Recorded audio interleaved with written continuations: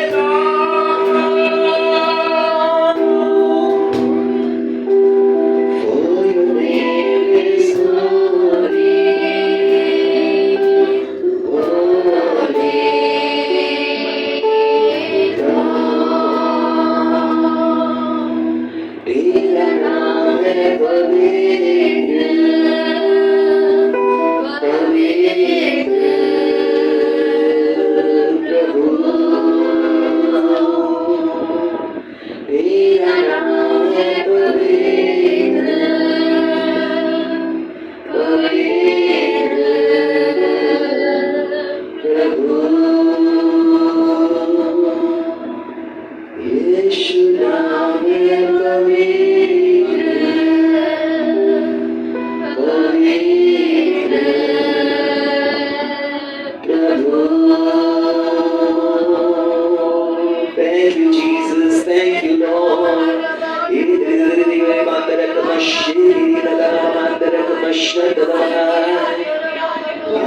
धन्यवाद करते हैं परमेश्वर, आपके पवित्र स्थानों में प्रभु यीशु लहू मसीह के लहू के द्वारा प्रवेश करते हैं परमेश्वर।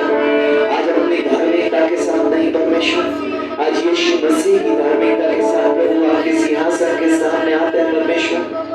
आज प्रभु आपको आदर और महिमा देते हैं यीशु के नाम से, जिसके आप योग्य हैं परमेश्वर। धन्यवाद करते हैं, धन्यवाद करते हैं। Thank you Father God, thank you Jesus, thank you Lord, thank you Jesus, thank you Lord। धन्यवाद परमेश्वर। आइए इस समय तालियों के साथ परमेश्वर की आराधना करेंगे। Thank you Jesus, thank you Lord, thank you Father God, thank you Jesus, thank you Father God।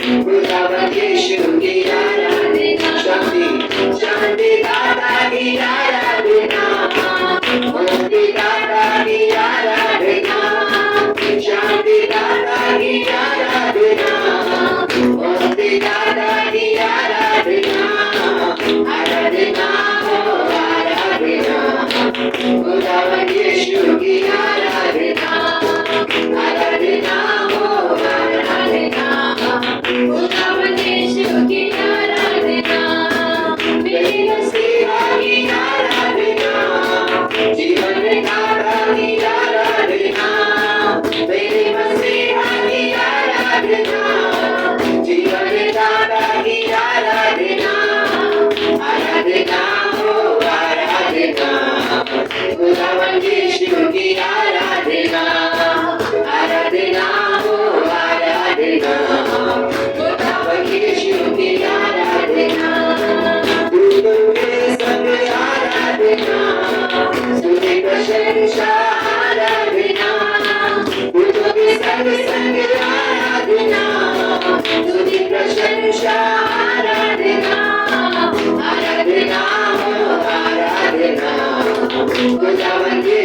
की आराधना, आराधना हो आराधना, खुदावंद यीशु की आराधना,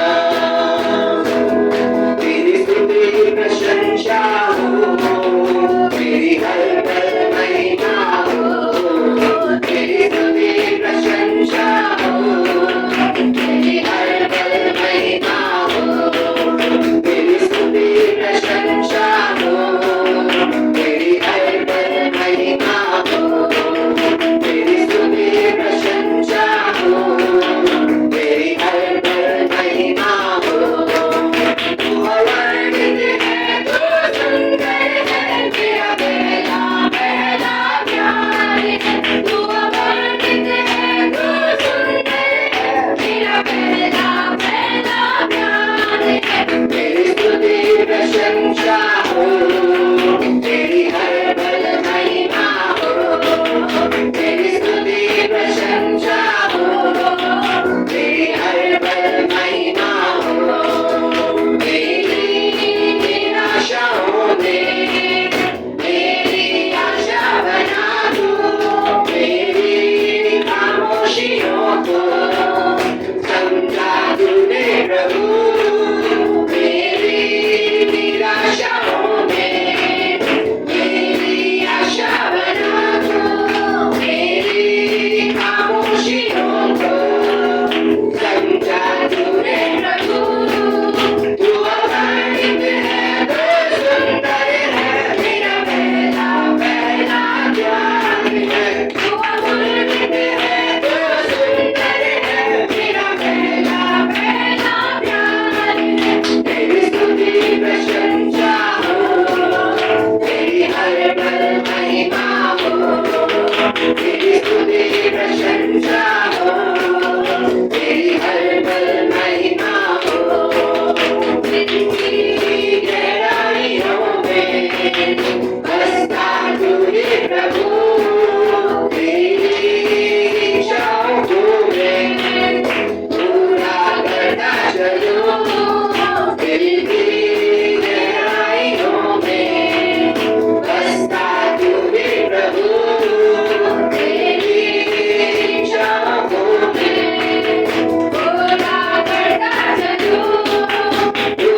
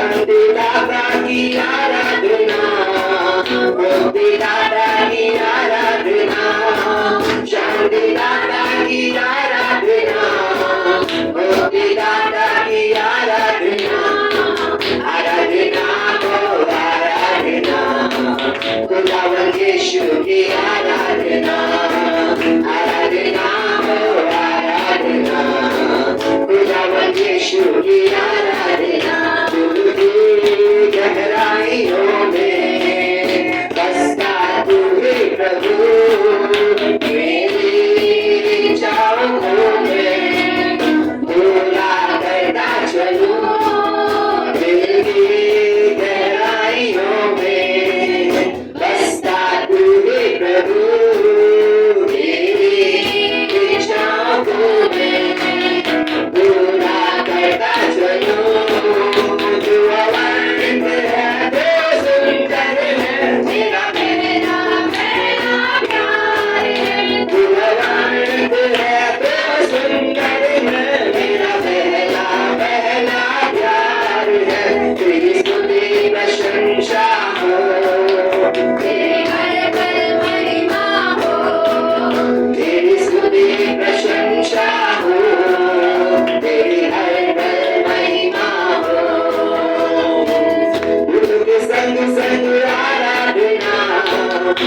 प्रशंसा आराधना, दिलों की संग संग आराधना, स्तुति प्रशंसा आराधना, आराधना हो आराधना, खुदावन यीशु की आराधना, आराधना हो आराधना, खुदावन यीशु की आराधना।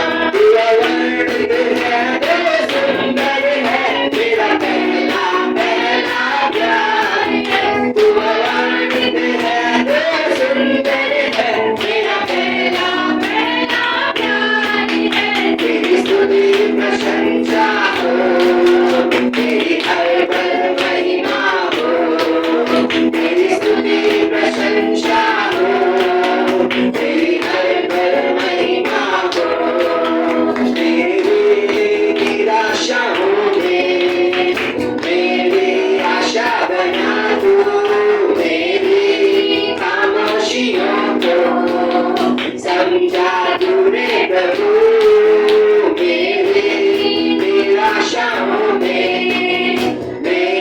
आशा बना तू, मेरी खामोशियों को समझा तूने प्रभु, दिल की गहराइयों में बसता तू ही प्रभु, तेरी इच्छाओं को मैं पूरा करता चलूं, दिल की गहराइयों में बसता तू ही प्रभु, तेरी इच्छाओं को मैं पूरा करता चलूं।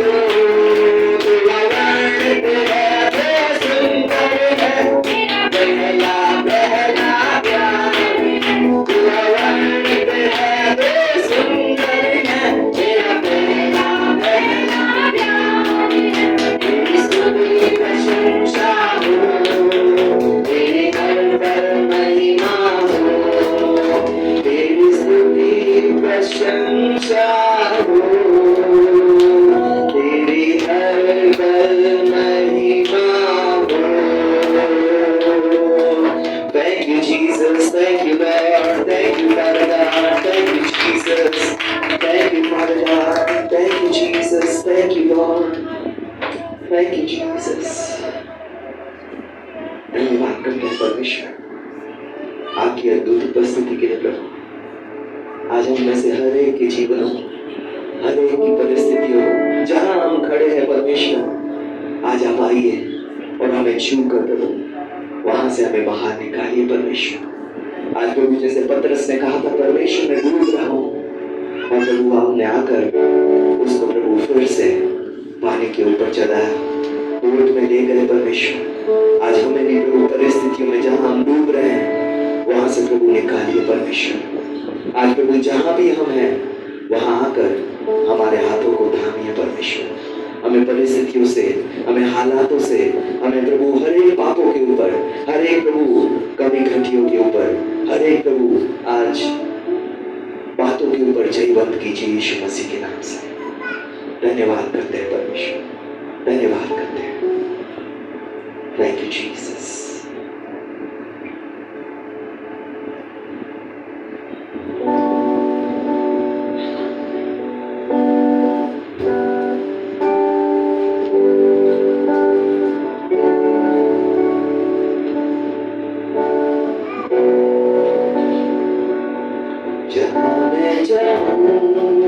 तेरी आराधना हो, मैं जो कुछ करूं तेरी आराधना हो, मेरे कामों से तेरी आराधना हो, मेरी बातों में भी तेरी आराधना हो।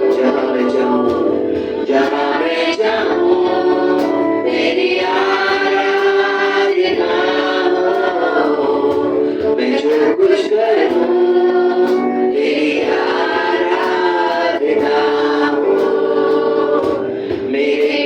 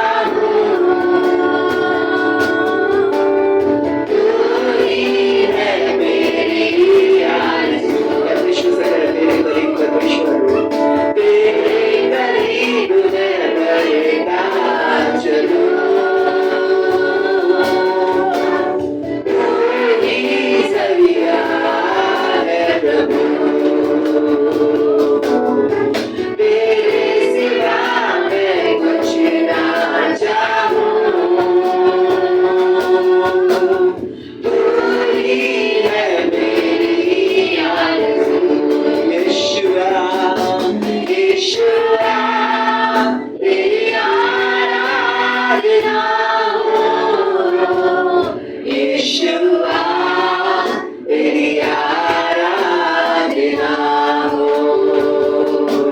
यीशुआ तेरी आराधना हो, यीशुआ तेरी आराधना हो।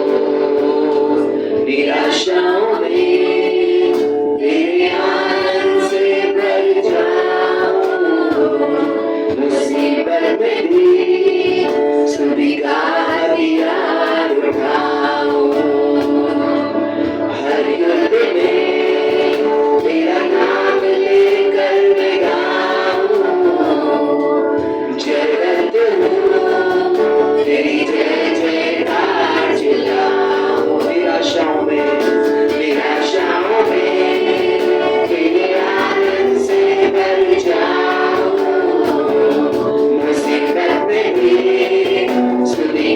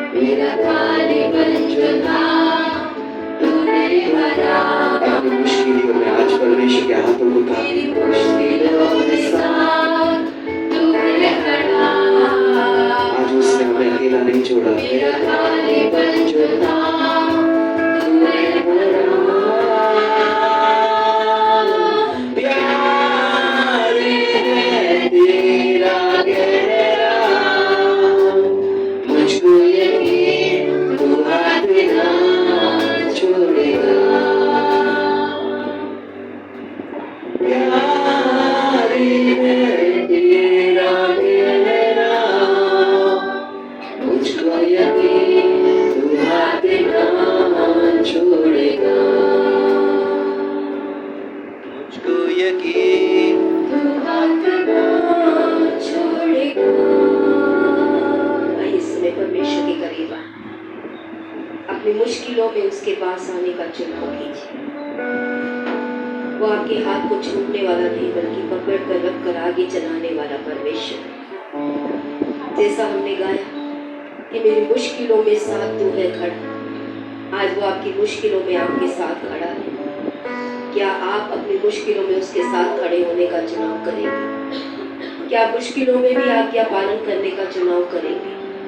क्या मुश्किलों में भी उसकी इच्छा को पूरा करने का चुनाव करेंगे? परमेश्वर के करीब आए सब। वचन कहता है मेरे पास आओगे तो मैं भी तुम्हारे पास आऊंगा। आइए इससे में कलीसिया परमेश्वर के पास आने का चुनाव करें। किन मुश्किलों में आज आप प्रभु को नहीं देख पा रहे? उसका वचन तो कहता है कि दूध पिलाने वाली माँ भी भूलेगी, लेकिन मैं तुझे नहीं भूलूंगा, मैं तुझे कभी धोखा नहीं दूंगा। उसका वचन कहता है अपनी मुश्किलों में आप उसे अपने पास बुलाइए। सब प्रार्थना कीजिए जिन जिन मुश्किलों में आप आज अपने आप को कमजोर अनुभव कर रहे हैं। सब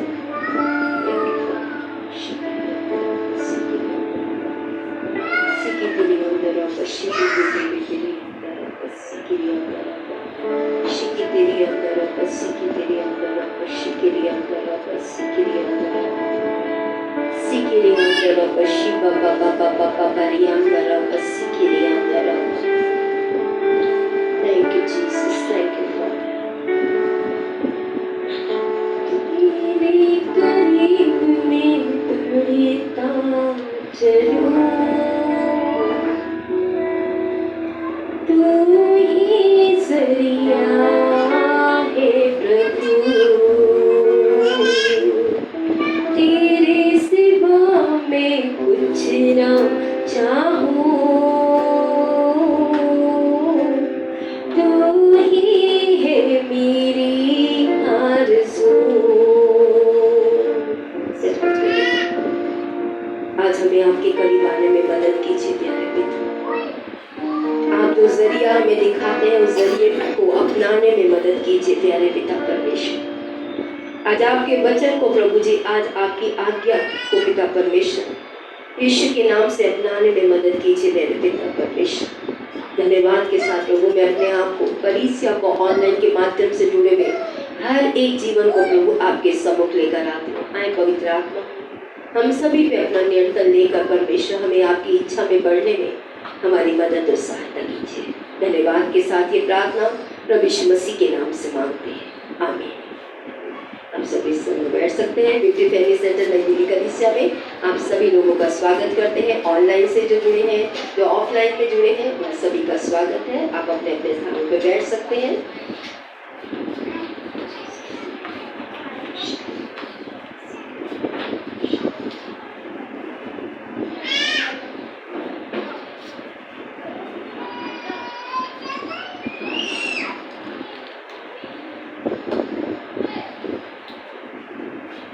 संडे स्कूल में 2 मैट रखी है मैंने टेबल पे, छोटी वाली, तो आज वो ले जाइएगा। बड़ी को उठाने में मुझे लगता है बच्चों को थोड़ी दिक्कत होती है, इसलिए मैंने 2 छोटी मैट का अरेंज किया है। वो ले जा सकते हैं अगर ले जाना चाहते हैं तो।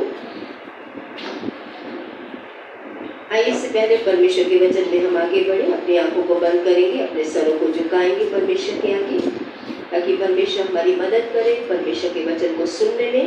प्रभु यीशु मसीह का वचन कहता है भला चल वहाँ मैं हूँ और मेरी भीड़ मेरी आवाज़ को सुनती है। तो आइए परमेश्वर की आवाज़ को सुनने के लिए अपने मन को, अपने विचारों को, अपनी सोचों को आज परमेश्वर के वचन की अधीनता में लाने के लिए परमेश्वर से आग्रह करें। हमारे सच्चे जीवित पिता प्रभु यीशु मसीह के नाम से हम आपके पास आते हैं। प्रभु जी, आपका वचन कहता है हम शरीर में चलते हैं पर हम शरीर में लड़ते नहीं। प्रभु जी, क्योंकि हमारे हथियार आत्मिक सामर्थ्य से परिपूर्ण किए गए हैं पिता परमेश्वर।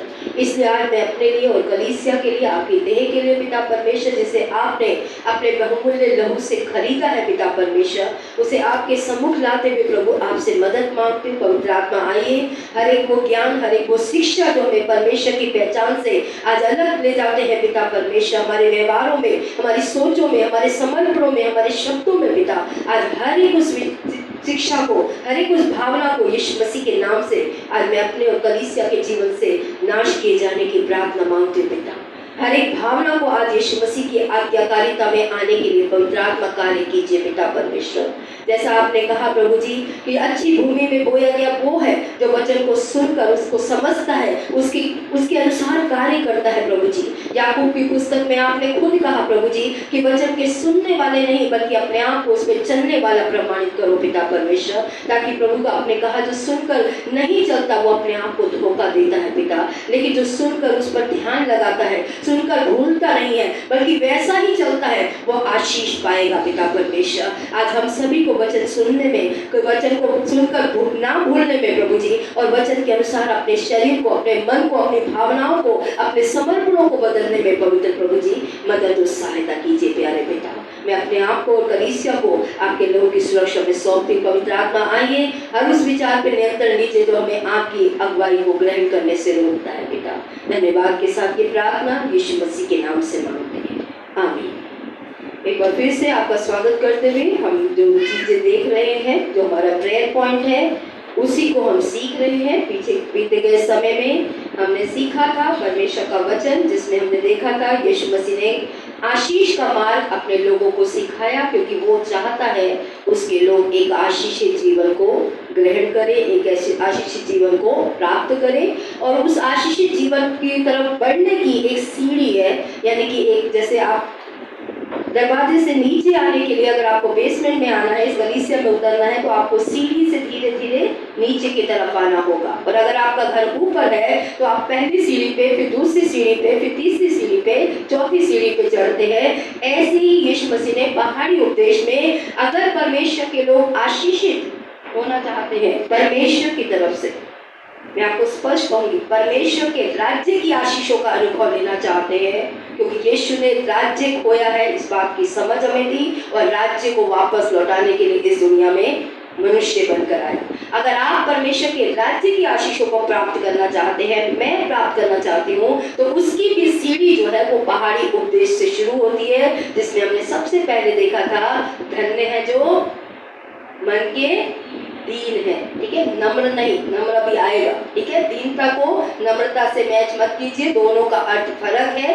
हमारे हिंदी के शब्दों में कई बार ऐसे शब्द नहीं मिल पाते। इंग्लिश में कहा गया है पुअर इन द स्पिरिट, यानी अपनी आत्मिक अवस्था को परमेश्वर की नजरों से अपने आप को देख के कि कहाँ हम पाप में आज भी जी रहे हैं, उन चीजों को हमने समझा था डिटेल में। और फिर उसने क्या बोला कि धन्य है जो मन के दीन है, क्योंकि वो स्वर्ग का राज्य उन्हीं का है। एंट्री हो जाएगी अगर हम उस चीज को अपने जीवन में अपना लेते हैं।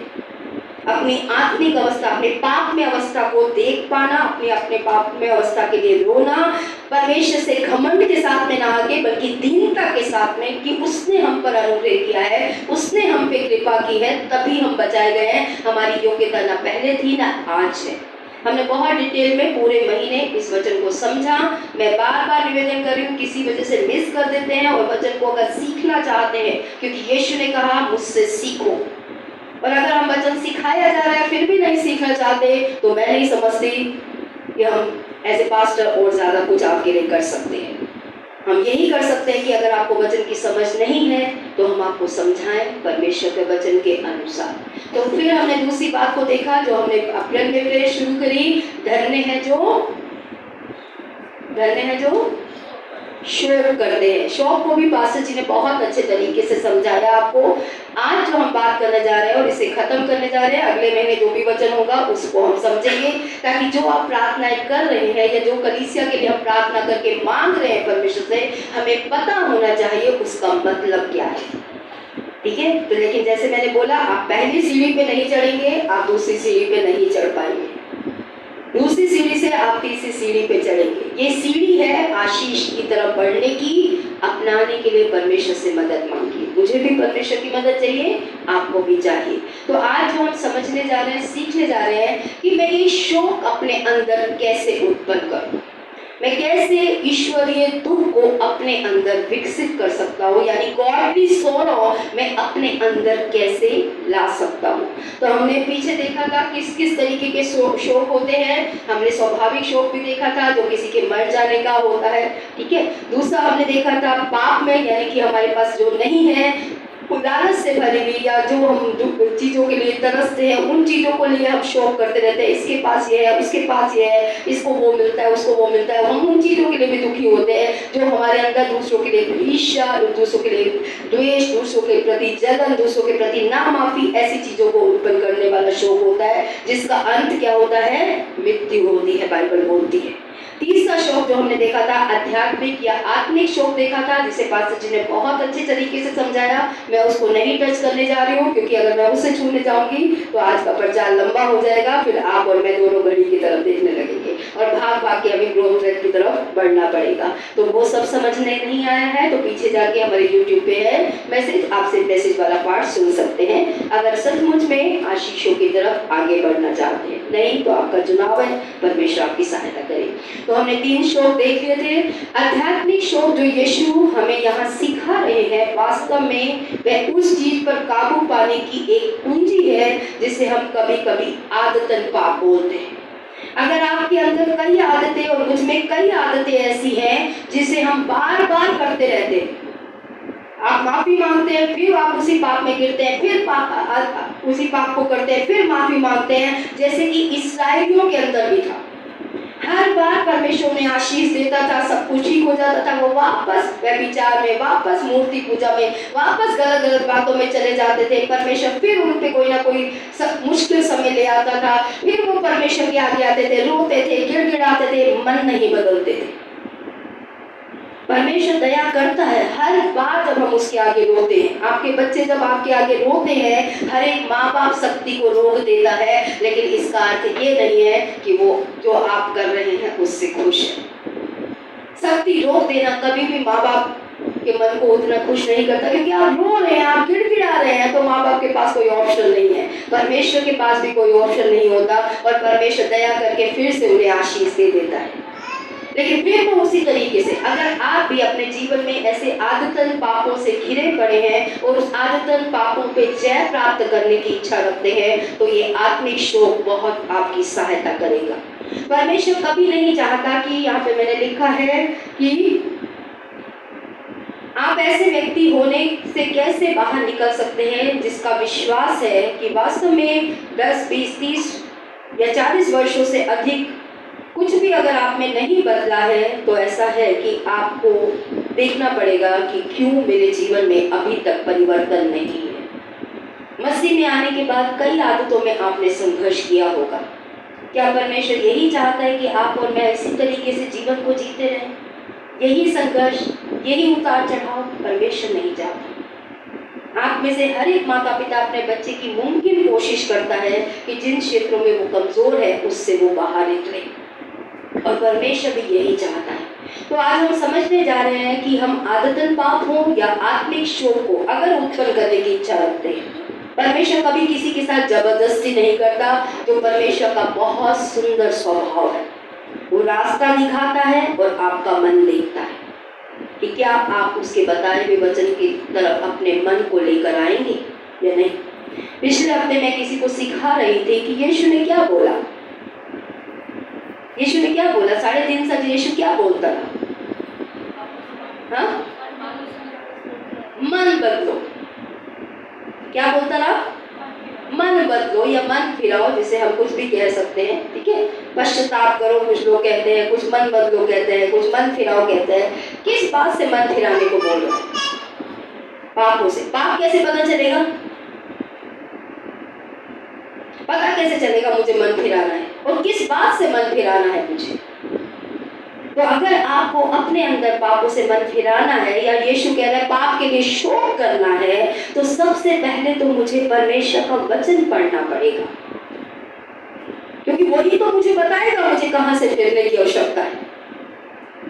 तो बाइबल के माध्यम से आप यह देखना शुरू कर देंगे जो परमेश्वर देखता है।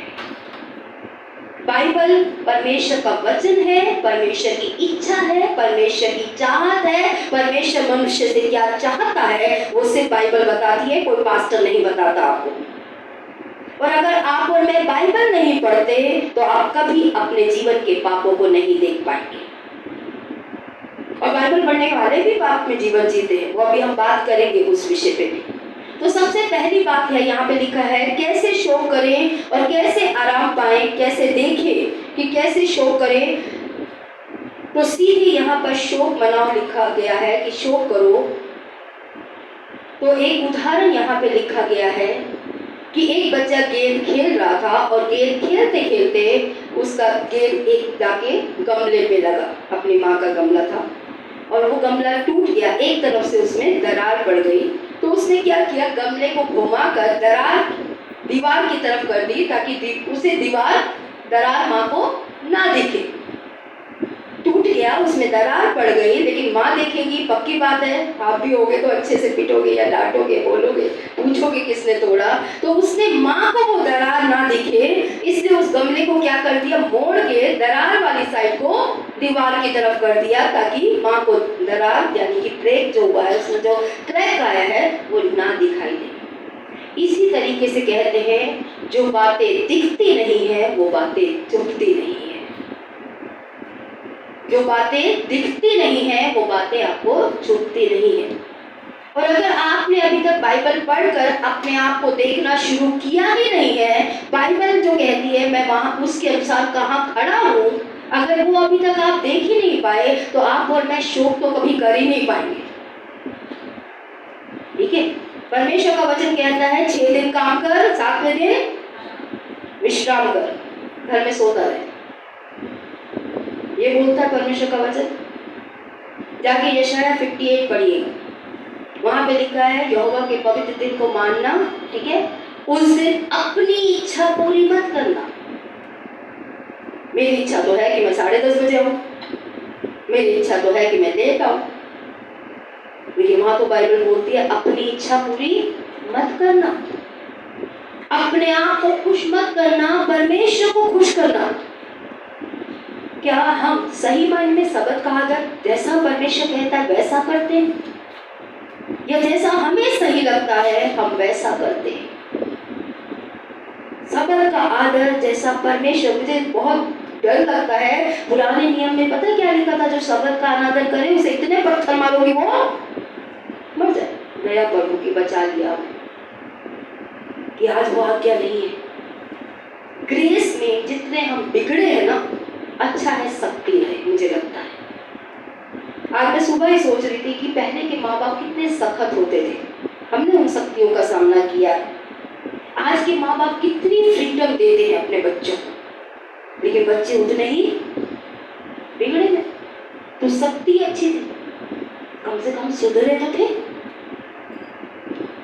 तो यहाँ पे हम आगे की ओर बढ़ते हैं कि जो आंख नहीं देखती दिल उसके लिए शोक नहीं करता। अगर आपने बाइबलें बंद कर दी हैं तो आप कभी भी शोक नहीं कर पाएंगे, क्योंकि आपने पाप की तरफ से अपनी आंखें बंद कर दी। इसलिए जब हमने डिवोशन के लिए सख्ती करी कि डिवोशन भेजिए, लिखिए, क्या पढ़ रहे हैं क्या नहीं पढ़ रहे, पर्पस उसका एक ही है कि आप और मैं बाइबल में संग प्रेम में बढ़े, आशा में बढ़े और विश्वास में बढ़े। इसलिए डिवोशन के लिए इतनी सख्ती की जाती है, इतना बोला जाता है, क्योंकि जब तक आप परमेश्वर के पास जाएंगे नहीं, परमेश्वर का वचन उठाएंगे नहीं, परमेश्वर आपसे बात कैसे करेगा। तो बाइबल पढ़ना बहुत जरूरी है। बाइबल के माध्यम से आप शोक को सबसे पहले अपने जीवन में ला पाएंगे। मैं अपने जीवन का उदाहरण भी बताऊंगी कि किस तरीके से बाइबल के माध्यम से मेरे जीवन में शोक आना शुरू हो। आप देखना शुरू कर देंगे जो परमेश्वर देखता है। जब आप बाइबल पढ़ेंगे आप यह समझना शुरू कर देंगे कि उसे क्या दुख देता है और उसे क्या अपमानित करता है।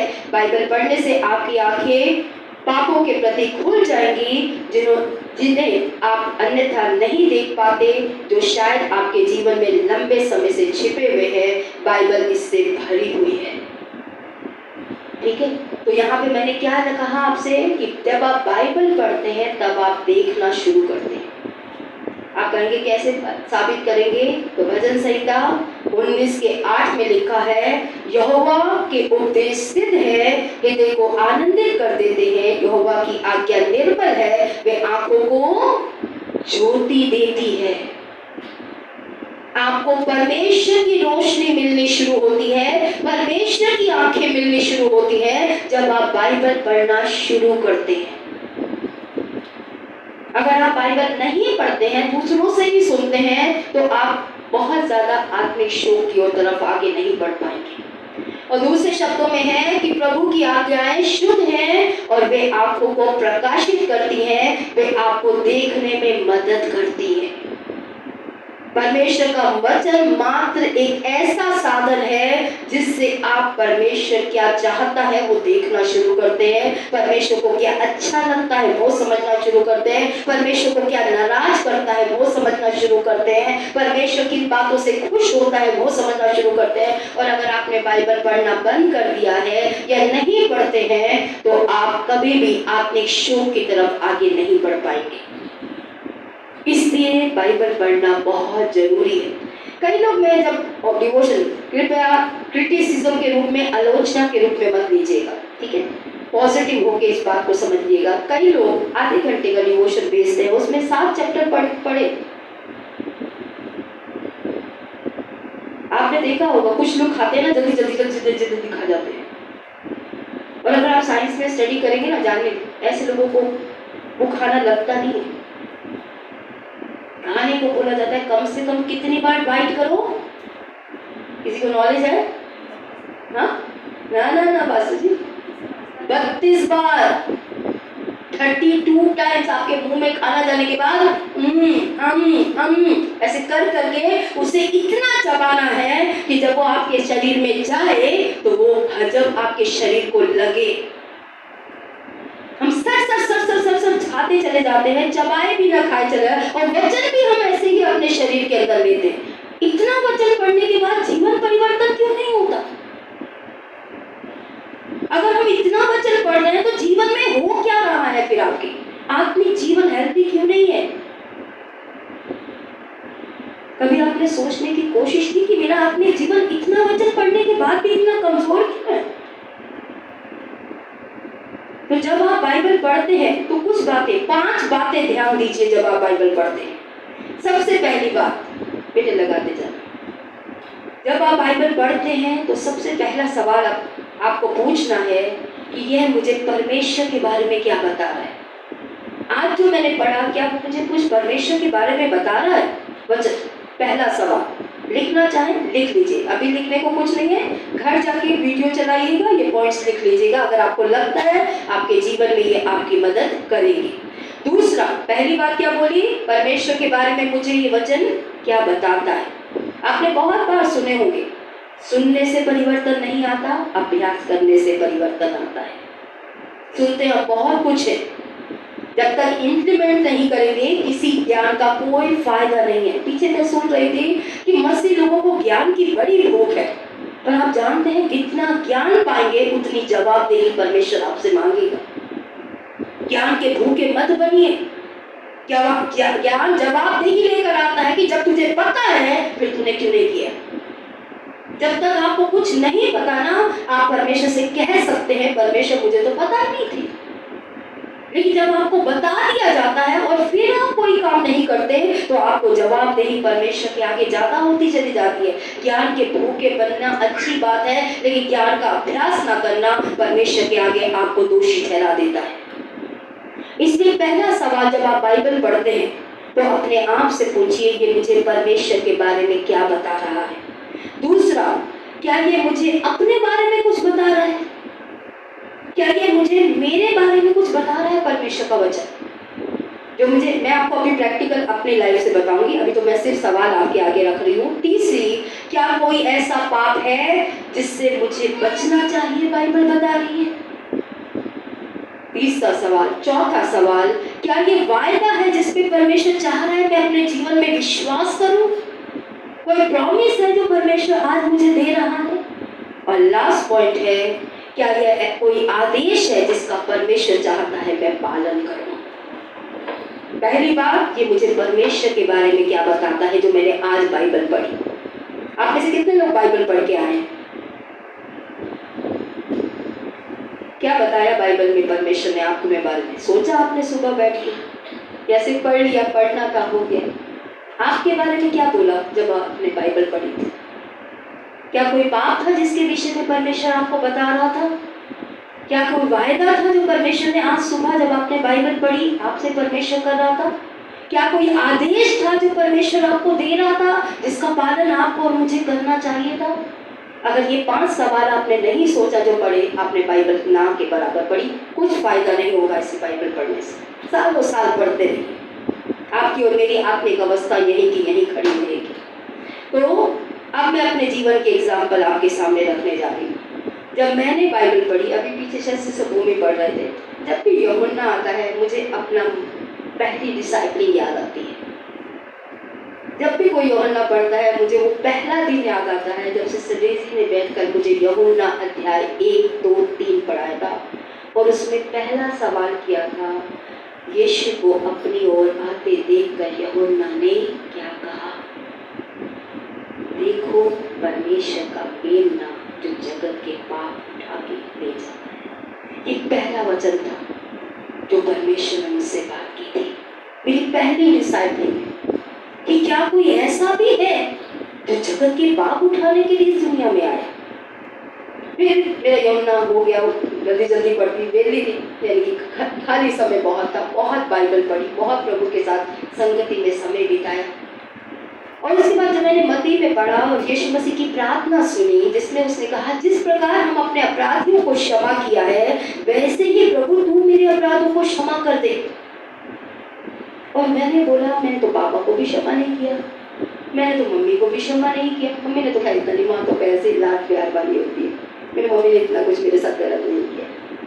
मेरे बड़े भाई ने भी ज़्यादा कुछ नहीं, लेकिन बाकी भाइयों ने की बहुत गलत लैंग्वेज। मैं गलत थी लेकिन उन्होंने किया मेरे से, लेकिन मैंने तो किसी को भी माफ नहीं किया। क्या आज बाइबल हमें यही नहीं बोलती? क्या यीशु की प्रार्थना हमें यही नहीं सिखाती कि जिस प्रकार मैंने अपने अपराधियों को क्षमा किया है परमेश्वर तू भी मेरे अपराध क्षमा कर दे? आज सवाल मैं आपसे पूछती हूँ, मुझे तो परमेश्वर ने बोला, मैंने कहा प्रभु मैंने तो नहीं किया और मुझे करने की आवश्यकता है। अगर मैं चाहती हूँ तू मेरे पाप क्षमा करे तो सबसे पहले तो मुझे अपने पापा को माफ करना होगा, मुझे अपने मम्मी को माफ करना होगा, मुझे अपने माता पिता को, मेरे भाइयों को, मेरे मामा को, हर वो व्यक्ति जिसने इस समय मेरी अवस्था में मेरे खिलाफ होकर बातें की है उन सबको माफ करना होगा अगर मुझे तेरी क्षमा चाहिए। आज हम में से कितने क्षमा करके यहाँ बैठे हैं? अपने आप से सवाल कीजिए। और हम परमेश्वर से माफी की कामना करते हैं। क्या ये मेरे अंदर शौक उत्पन्न करता है कि हाँ मैं यहाँ गलत हूँ? अगर करता है तो हम आत्मिक शौक में आगे बढ़ेंगे।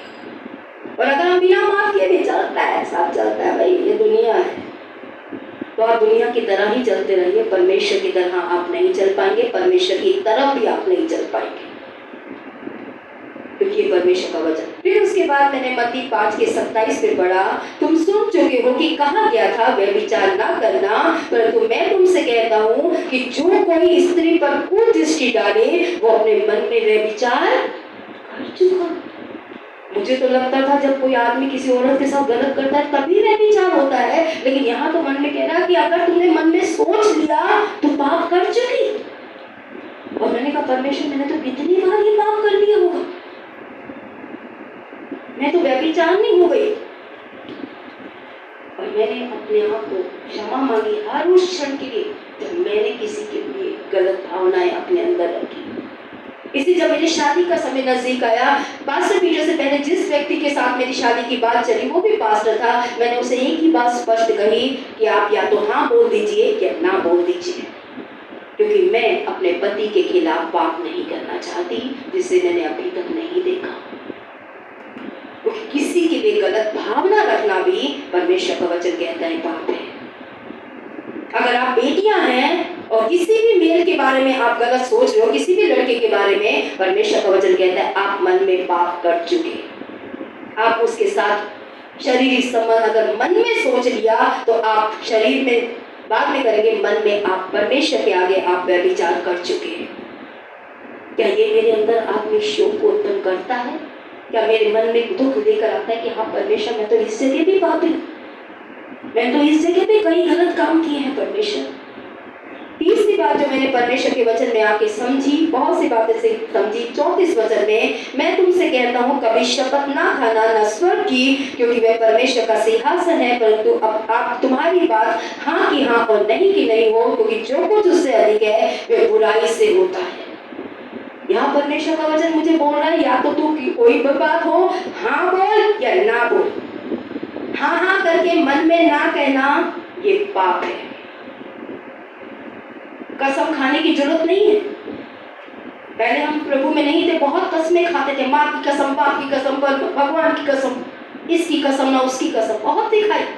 लेकिन प्रभु में आके समझा ये कसम खाने को मेरा परमेश्वर मना करता है, बोलता है या तू जो तुझे सामने वाला बात कर रहा है या तो हाँ बोल दे मैं करूंगा या ना बोल दे, बीच वाला मत चलना वरना तू पाप में चलेगी। आज हम कितनी बातों के लिए हाँ हाँ कर मन में ना होता है, मुंह पे जी जी जी जी करते रहते हैं। लेकिन परमेश्वर का वचन इसे पाप कहता है। अगर आप वो काम नहीं करना चाहते सीधा बोलिए नहीं कर सकते, कर सकते हैं तो हाँ बोलिए। उसके बाद हम देखते हैं परमेश्वर का वचन पहला यूहन्ना 3:18 में कहता है, हे बालकों, हम वचन और जीभ से ही नहीं काम और सत्य के द्वारा भी प्रेम करें। ये वचन मुझे बहुत अच्छा लगता है, क्योंकि जीभ से प्यार करने वाले मेरी जिंदगी में भरे पड़े थे और आज भी है। आई लव यू करना आसान है, लेकिन वचन क्या कहता है? काम से और सच्चाई से प्यार दिखाओ। अपने कामों से अपना प्यार एक दूसरे के प्रति प्रकट करो। शब्दों में बहुत आसान है। मेरी बड़ी मामी जी है, मैं आज भी याद करती हूँ, जहां सड़क पे मिल जाएगी ये गले लगाएंगी, मेरे मन में आता है जब से मेरी शादी हुई तब से आज तक मुझे एक बार फोन नहीं किया। और प्यार सड़कों पे ऐसा न जाने कितना प्यार, मुझे ऐसे खोखले प्यार में कोई रुचि नहीं आती। जिस प्यार में दर्द नहीं है, कंसर्न नहीं है, एक दूसरे के प्रति कुछ करने की इच्छा नहीं है, शब्दों में सच्चाई नहीं है कि मुंह पे यानी कि सत्य के साथ प्रेम करो, मुंह पे सच बोलने की आपके अंदर ताकत नहीं है और प्रेम की आप और मैं बात करते हैं। परमेश्वर हमसे प्यार करता है और सच हमारे मुंह पे बोलता है। क्या आपके प्यार में वो ताकत है कि आप सच आकर मुझे बोल सके? और अगर नहीं है तो इस प्यार में झूठ है, तो वो परमेश्वर का प्यार नहीं हो सकता। परमेश्वर का प्यार वो है जो मुंह पे है, वो दिल में है। और परमेश्वर का वचन यहाँ पे कि जो तेरे मुंह में है वही तेरे दिल में। मैं आपसे मिलूंगी तो मीठी मीठी बातें करना मुझे नहीं आता, जो मेरे मन में होगा वही मेरे मुंह से निकलेगा आपके सामने। झूठ बोलने वाला परमेश्वर का प्यार नहीं दिखाता। बाइबल कहती है वचनों से ही नहीं, पहला यूहन्ना 3:18, हे बच्चों, हम वचन और जीभ से ही नहीं वरन काम और सत्य के द्वारा प्रेम करें। काम करें जो प्रेम को दिखाए, सच्चाई बोले जो प्रेम को दिखाए। झूठ बोल के प्यार मत दिखाइए, ना मैं आपको दिखाऊं ना आप मुझे दिखाएं। अगर आपको नाराजगी है तो नाराजगी दिखाइए, गुस्सा है तो गुस्सा दिखाइए, कम से कम सच्चे हो जाइए। मुझे नाराजगी है तो मैं आपको दिखाऊं, जी जी करके कहाँ जाएंगे? संसार के लोग तो ऐसे ही जी रहे हैं, आप और मैं भी ऐसे ही जिएंगे, तो क्या फर्क है संसार के लोगों में और मसीह परिवार के अंदर? मसीह में आके तो हम बदले कम से कम। क्या ये बातें हमारे अंदर शोक को उत्पन्न करती हैं जो हम नहीं करते? परमेश्वर का वचन माध्यम है हमारे जीवन की गलत बातों को दिखाने का, और वो सबसे पहले हमारी आंखों को खोलता है।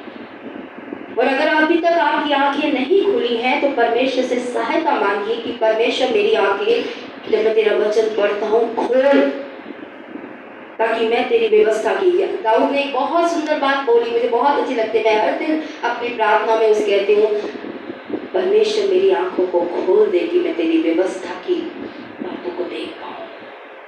भजन संहिता ही सुन ले अगर मैं गलत नहीं हूँ तो। मेरी आंखों को खोल के मैं तेरी बातों को देख पाऊँ। अपनी बातें तो सब देख रहे, लेकिन परमेश्वर मैं तेरी बातें देखना चाहता हूँ, तेरी बातों को समझना चाहता हूँ। तो यहाँ पे पहला हमने देखा परमेश्वर का वचन अपनी आंखों, आपकी आंखें पाप के प्रति बिल्कुल स्पष्ट रूप से खोल देगा। जो लोग बाइबल नहीं पढ़ते वे अपने जीवन में बहुत अधिक पाप नहीं देखते, उनकी आंखें बंद हैं, बाइबल बंद है और आपकी आंखें शब्दों के प्रति बंद, परमेश्वर के वचन के प्रति बंद हो जाएंगी। जो पाप आपके अपने जीवन में डूबे हुए हैं, लेकिन बाइबल खोलें और इस तरह से बाइबल पढ़ना शुरू करें कि आप पाएंगे कि प्रभु आपको उपयोग करते, अपने वचन का उपयोग करता है ताकि आप देखना शुरू करें। आध्यात्मिक शोक का पहला भाग बाइबल है। अगर आप आत्मिक शोक में बढ़ना चाहते हैं तो बाइबल को पढ़ना शुरू कीजिए। 5 सवाल, ये मुझे परमेश्वर के बारे में आज जो मैंने पढ़ा क्या कुछ बता रहा है? क्या ये मुझे मेरे बारे में कुछ बता रहा है? क्या कोई पाप है जिसके विषय में परमेश्वर मुझे बता रहा है, जिससे मुझे बाहर आना है? क्या कोई वायदा है जो आज इस वचन से परमेश्वर मुझसे कर रहा है? और 5वीं बात, क्या कोई आदेश है जिसका परमेश्वर चाहता है मैं अपने जीवन में पालन करूं और मैं नहीं कर रहा हूं? और अगर नहीं कर रहा हूं तो उसका शोक मुझे करना है कि परमेश्वर मुझे क्षमा कर, मुझे पता है मुझे ये करना है और मैं ये नहीं कर रहा। तो दूसरा माध्यम है जिसे हम पढ़ने जा रहे हैं, आत्मिक शोक अगर करने की इच्छा रखते हैं, दूसरी सीढ़ी पे चढ़ना है, आशीषों की तरफ बढ़ना है, तो ये दूसरा कदम है जिसे आप अपने जीवन में, मैं अपने जीवन में ला सकती हूँ, वो है परमेश्वर की आत्मा के माध्यम से। यूहन्ना 16:7 कहता है, तो भी मैं तुमसे कहता हूँ मेरा जाना तुम्हारे लिए अच्छा है, क्योंकि यदि मैं जाऊंगा तो वह सहायक तुम्हारे पास, यदि मैं ना जाऊं तो वह सहायक तुम्हारे पास ना आएगा, परंतु यदि मैं जाऊंगा तो उसे तुम्हारे पास भेजूंगा और वह आकर संसार को और तुम्हें पाप, धार्मिकता और न्याय के विषय में निरुत्तर करेगा। पवित्र आत्मा है जो हमें हमारे पाप के विषय में एहसास दिलाता है। व्यक्तियों की तो वैसे भी हम सुनते हैं, ये मुझसे चिढ़ता है, ये मुझसे चिढ़ती है, ये हमें पसंद नहीं करते, ये तो कमियां निकालते हैं। हम लोगों की सुनने वाले लोग नहीं है, लेकिन फिर भी आगे बात करेंगे उस विषय पे। यहाँ पे प्रेरितों के काम 2 अध्याय 37 में हम देखते हैं, जब पतरस ने पवित्र आत्मा से भरकर प्रचार करना शुरू किया, सुनने वालों ने क्या कहा? तब सुनने वालों के हृदय छिद गए और वे पतरस और शेष प्रेरितों से पूछने लगे, हे भाइयों, हम उद्धार पाने के लिए क्या करें? पवित्र आत्मा का काम है पाप, न्याय, धार्मिकता के विषय में हमें एहसास दिलाना। कोई व्यक्ति किसी के पाप का एहसास किसी को नहीं दिला सकता, केवल पवित्र आत्मा दिलाती है। इसलिए हमें पवित्र आत्मा को हर दिन अपने जीवन में आमंत्रित करने की आवश्यकता है। यहाँ मैंने पढ़कर बात करने के लिए लिखा है, आप पवित्र आत्मा से पूछें कि वे आपको दिखाए कि विशेष पाप जो वास्तव में आपके जीवन में कहाँ छिपे हो सकते हैं। पवित्र आत्मा को प्रतिदिन अपने जीवन में न्योता दें कि पवित्र आत्मा आप आइए, क्योंकि मनुष्य से हम पाप नहीं देखना चाहते, हम परमेश्वर की दृष्टि से अपने जीवन के पाप देखने की इच्छा रखते हैं। और उससे पूछे कि आपके और मेरे जीवन में वो पाप, कौन से पाप है जो छिपे हैं जिसे आज मैं नहीं देख पा रहा हूँ। दूसरे शब्दों में आप उस टॉर्च का उपयोग करने के लिए कह सकते हैं। इसलिए हम 1 कुरिन्थियों 13 में वापस अगर हम जाएंगे तो वहाँ जोर देते हैं कि प्रेम अपने तरीके पर जोर नहीं देता है। अगर हम प्रेम करते हैं तो अपने तरीके थोपते नहीं हैं। परमेश्वर का वचन थोपने की आज्ञा मिली है, लेकिन प्रेम यहाँ पे जोर नहीं देता, अपने तरीके नहीं थोपता। यहाँ पे लिखा है, वे प्रभु मुझे दिखाओ और मुझे देखने में मदद करो कि क्या ऐसी कोई जगह है जहां मैंने अपने तरीके को जोर दे रहा हूं। प्रेम नाराज नहीं है। पवित्र आत्मा मुझे दिखाइए क्या ऐसा कोई जगह है जहां मैंने पिछले दर्द को पकड़ कर बैठा हूं, नाराजगी को अपने अंदर बढ़ने दे रहा हूं। प्रेम धैर्यवान है, हे पवित्र आत्मा मुझे दिखाइए। पवित्र आत्मा से पूछिए, उससे न्योता दीजिए कि परमेश्वर तू बता मेरे जीवन में, मेरे विचारों में, मेरे शब्दों में, मेरी इच्छाओं में मैं कहाँ गलत हूँ। पवित्र आत्मा दिखाएगा अगर आप उसे आमंत्रित करें, क्योंकि उसका काम ही है आपको और मुझे पाप का एहसास दिलाना। उसका काम है हमारे पापों की वजह से अगर हम मन नहीं फिराएंगे तो न्याय हमारे जीवन में आएगा। ये पवित्र आत्मा का काम। धार्मिकता, हम कहाँ पाप कर करके परमेश्वर से अपना रिश्ता खराब कर चुके हैं, कर रहे हैं, भविष्य में भी करेंगे, ये एहसास से पवित्र आत्मा दिलाती है। और हमें हर दिन पवित्र आत्मा को अपने जीवन में निमंत्रित करना है कि पवित्र आत्मा आप आइए और मुझे एहसास दिलाइए, क्योंकि ये आपका काम है। क्या हम पवित्र आत्मा को नियंत्रण देते हैं अपने जीवन में कि मैं और आप देख पाए वो पाप के क्षेत्र, वो देख पाए मनों में छुपी हुई कड़वाहटें, देख पाए नाराजगियां, देख पाए दूसरों के प्रति गलत सोचों को जो हमारे मुंह और मन में भरी पड़ी है? और क्या हम जब पता चल भी जाता है क्या शोक करते हैं? क्या कहते हैं परमेश्वर मुझे इन चीजों की गंदगी से मुझे बाहर निकाल? मैंने शायद आपको बहुत पहले बताया होगा कि जब मैं ऐसी संगतियों में जाती थी जो बैठ थे तो मसीह, लेकिन इधर की बुराई, उधर की बुराई, पास्टर की बुराई, इसकी बुराई, उसकी बुराई, मैं भी शामिल थी।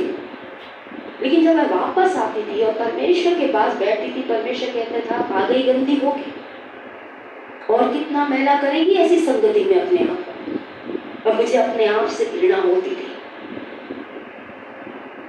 कि आज परमेश्वर तुझे जानकर भी मैं आज संसार की तरह पापों में ही, लोगों की बुराइयों में, पास्टरों को नीचा करना, आत्माओं को बारे में विरोध करना, ये करना, वो करना, ऐसी गंदगी से आज मेरा मन भरा पड़ा। परमेश्वर ने कहा ऐसी संगति छोड़ दे, अगर तुझे मुझ में बढ़ना है तो ऐसी संगति छोड़ दे, क्योंकि मैं ऐसी संगति में विराजमान नहीं होता। चाहे 2 या 3 तुम इकट्ठे हो, लेकिन पाप करने के लिए इकट्ठे हो, मेरी महिमा करने के लिए इकट्ठे नहीं हो।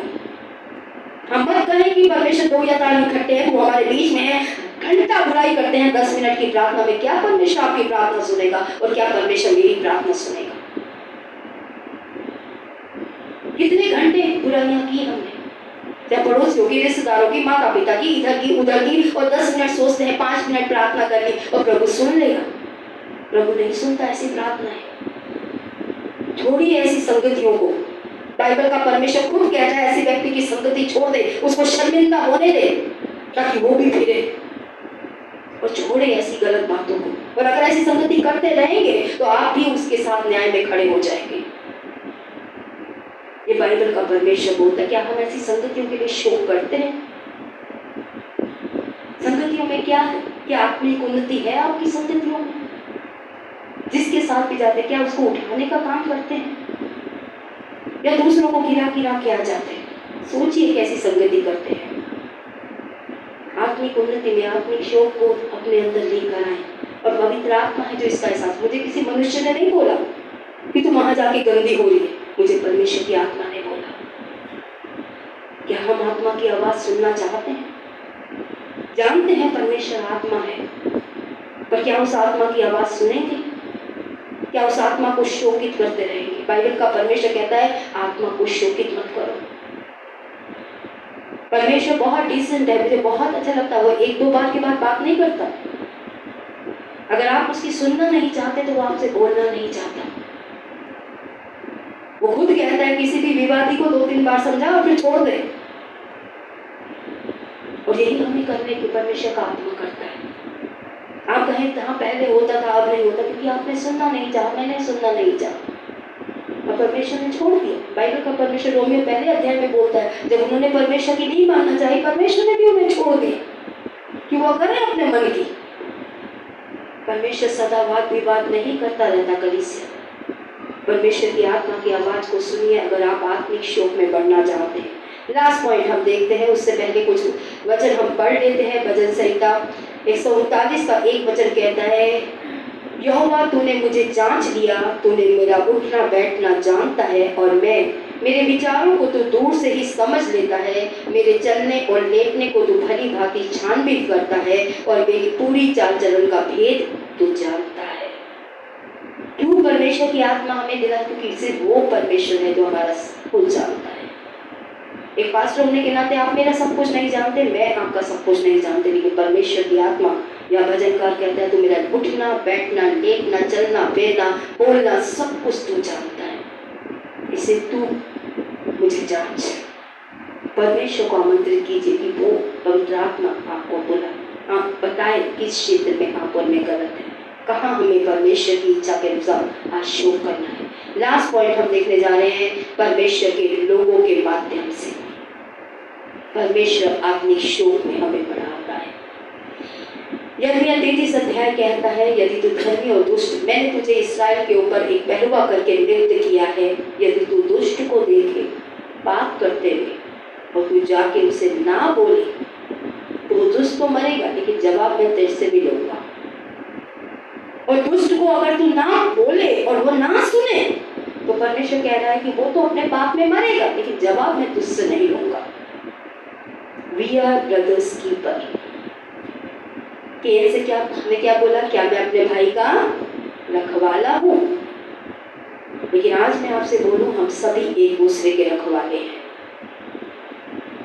अगर आप किसी को परमेश्वर में आने के बाद गलत करते हुए देखते हैं और आप नहीं बोलते उसे, तो परमेश्वर का वचन आपको जवाबदेही ठहराता है। परमेश्वर आपसे लेखा लेगा उस चीज का, क्योंकि जहां जहां परमेश्वर ने आपको ठहराया है, आप कुछ भी गलत करते हुए किसी को देखते हैं, खास तौर पे बाहर की बात छोड़ दीजिए, मसीह परिवार की, आप शोक की बात कर रहे हैं।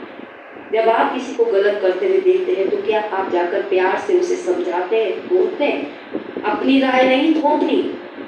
मैं यहाँ पे अपनी बातें आप पे थोपने के लिए नहीं हूँ, ना आप मुझ पे आकर मेरे पे अपनी बातें थोपने। जो परमेश्वर का वचन कहता है, क्या आप जाके कहते हैं कि भाई बाइबल का परमेश्वर ही कहता है, और मैंने देखा आप ये काम नहीं कर रहे।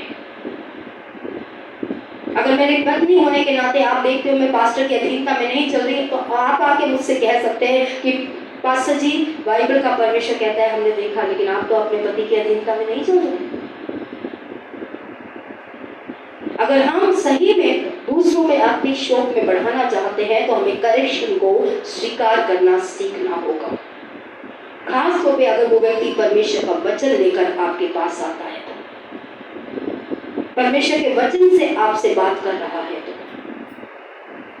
एक पति पत्नी घूमने के लिए निकले और पति पास्टर था। घूमते घूमते उसने अपनी पत्नी से एक सवाल किया कि मुझे प्रभु में बढ़ना है, मैं बढ़ तो रहा हूँ, लेकिन क्योंकि तुम मेरी बहुत करीबी हो, मैं चाहूंगा तुम मुझे बताओ परमेश्वर के वचन से कौन सा क्षेत्र है जिसमें, एक क्षेत्र मुझे बताओ जिसमें मुझे प्रभु में और सही होने की आवश्यकता है।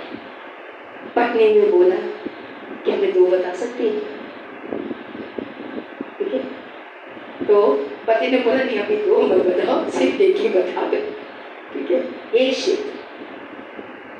ये सिर्फ एक जोक है जो मैं आपके सामने रख रही हूँ, लेकिन आपके करीबी लोग सबसे ज्यादा आपके जीवन के बारे में जानते हैं।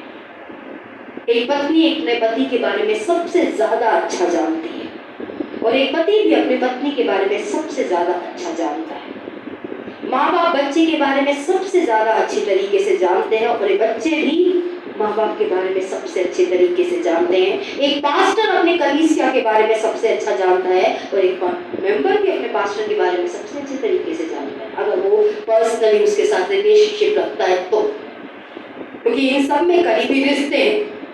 अगर पास्टर का आपके साथ करीबी रिश्ता नहीं है तो भी पास्टर आपको नहीं जान पाएगा, आपका पास्टर के साथ करीबी रिश्ता नहीं है तो भी आप पास्टर को गलत जानेंगे। लेकिन सबसे ज्यादा जो गलत समझे जाते हैं 2 हैं, माता पिता और पास्टर। हर एक बच्चे को लगता है उसके माँ बाप गलत है और वो सही। कितने माँ बाप सहमत है मेरी बात से? नहीं है सहमत तो बोल दीजिए कि सहमत नहीं है। और हर एक पास्टर अपने मेंबर की दृष्टि में गलती है। लेकिन जब बच्चे खुद माता पिता बनते हैं तब वो वही बातें करते हैं जो उनके माँ बाप ने की उनके साथ, अपने बच्चों के साथ। और जब आप खुद सेवकाई में बढ़ेंगे ना, तब आपको पास्टर का मन समझ में आएगा। लेकिन वो मन आप समझे या ना समझे, पास्टर इतनी शक्ति करता क्यों? इब्रानियों 13 अध्याय पढ़िएगा, वहां पर लिखा है अगुओं को दोहरा न्याय देना है। कितनी बार न्याय होगा अगुओं का? आपका तो आप तो बच गए, अगर अगुए नहीं हो तो आपको तो एक ही न्याय है, अपना ही। हमें तो आपका भी देना है। कि क्या हमने आपको परमेश्वर का वचन सिखाया। परमेश्वर का वचन सिर्फ सिखाया ही नहीं, वहां पे क्या लिखा है, यीशु मसीह की आज्ञा क्या है, उन्हें सिखा दो, बस इतना ही है। क्या बोला भाई, हर रोज प्रार्थना कर रहे हैं, प्रार्थना करने वाली बहनें तो कम से कम बोले मानना सिखाओ। सिखाओ नहीं बोला, खाली मानना भी आपको सिखाना है। और उस मानने के लिए कई बार हमें आपके साथ सख्ती करनी पड़ती है, क्योंकि हमें उसको जवाब देना है और उसके दंड को हम अपने जीवन पे नहीं लाना चाहते। हर एक माँ बाप अपने बच्चे का सबसे बेस्ट विषय होता है, निस्वार्थ भावना से अपने बच्चे की भलाई चाहने वाला सिर्फ इस संसार में अगर कोई है, इंसानों की बात करें तो वो सिर्फ माता पिता है, जिनका कोई स्वार्थ नहीं है आपको सुधारने में, आपके लिए कुछ भी गंदगी के पीछे कि आपसे उन्हें कुछ मिलेगा। आप कुछ भी ना करें तो भी माँ बाप बूढ़े होकर आपकी बदतमीजियां सहकर, सब कुछ सहकर भी आपके लिए करते रहते हैं। मैंने बहुत माँ बाप देखे जिनके बच्चे उनकी इज्जत भी नहीं करते, फिर भी बेटा रोटी बना दो। मैं सोचती यार, बच्चा इज्जत नहीं कर रहा, फिर भी वो माँ बोल रही है, बीमार है तब भी बोल रोटी बना दो बेटा, क्योंकि उसके प्रेम में कोई स्वार्थ नहीं है। और ऐसे ही परमेश्वर जो अगुवे आपके ऊपर रखता है, जो मुझ पे रखे है, वो अपनी इच्छा को पूरा करने के लिए आपके साथ सख्ती नहीं करते। वो परमेश्वर की इच्छा को पूरा करने के लिए कि आपने जब परमेश्वर को अपना जीवन दिया है तो आप परमेश्वर की आज्ञाओं में चले, बढ़े, और एक आशीषित, एक समृद्ध, एक भलाइयों से भरा हुआ, परमेश्वर की उपस्थिति से भरा हुआ, परमेश्वर की योजना को पूरा करने वाला जीवन जीवे। इस उद्देश्य से पास्टर सेवा करता है। मुझे अपने अगुओं की कोई बात बुरी नहीं लगती, इसलिए नहीं कि वो अच्छी अच्छी बातें करते, वो भी हमें सुधारते हैं, लेकिन मुझे ये पता है कि वो अपने लिए कुछ नहीं मांग रहे हैं। वो ये नहीं कह रहे कि अपना घर बेच के हमें दे दो, अपने कलीसिया का सारा धन हमें उठा के दे दो। वो सिर्फ इतना कहते हैं, परमेश्वर का राज्य बढ़ाओ, परमेश्वर के लिए लोगों को खड़ा करो, परमेश्वर के लिए आराधक खड़ा करो, परमेश्वर के लिए सेवक खड़े करो, परमेश्वर के लिए इवेंजलिस्ट खड़ा करो, परमेश्वर के लिए प्रार्थना निवेदन करने वाले खड़ा करो। क्या गलत मांग रहा है मेरा को जो मैं नहीं दे सकती? क्या मैंने अपने अगुओं का मन समझा है? जैसे आज बच्चे अपने माँ बाप का मन नहीं समझते, ऐसे ही कई बार कलीसिया अपने अगुओं का मन नहीं समझती।